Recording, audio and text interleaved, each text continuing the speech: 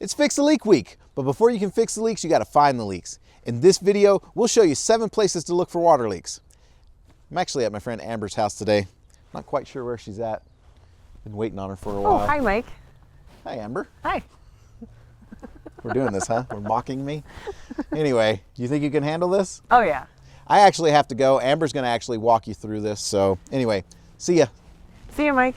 Wait, don't forget to subscribe. There should be a link down there somewhere. Just click it and subscribe. So we're going to walk you through 7 areas of your home you can check for leaks that could save water, money, and even potentially a disaster down the road. Let's go check it out. Did I mention to subscribe? Don't forget. Anyway, see you guys.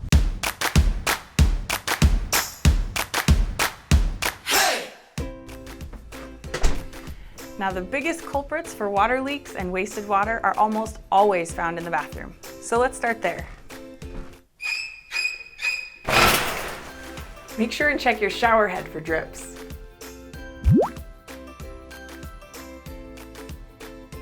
And don't forget to check the bathtub faucet as well. You can see mine has a slow drip, so I'm 0 for 1 so far. Not a very awesome start to our leak check.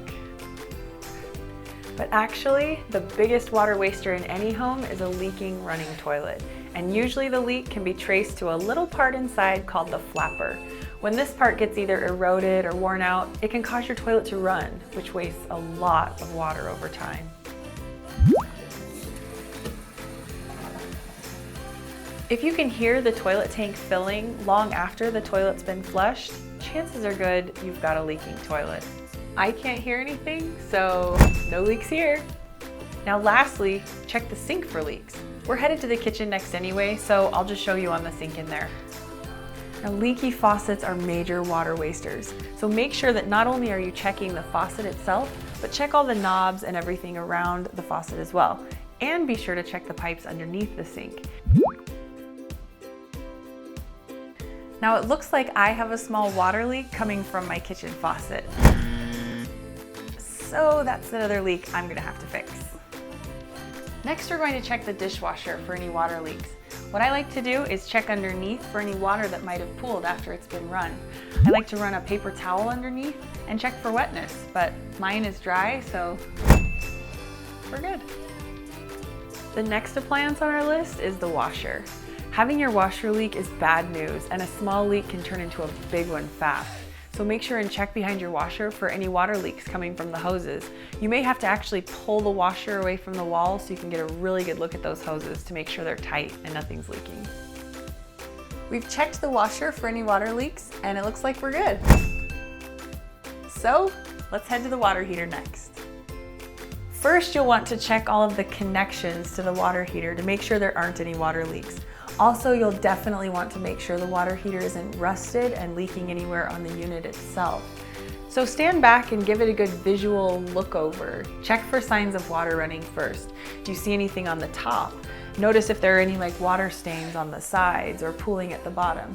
This can actually be a sign that your water heater tank is failing. And if the tank fails, that could cause a lot of heavy damage to your home.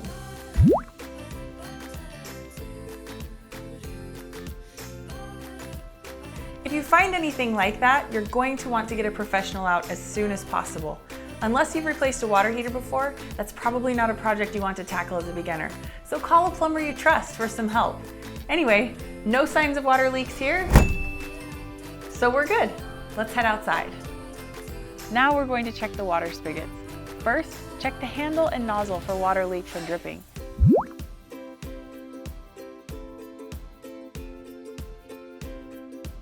Second, check the rubber gasket inside the hose and sprayer connectors.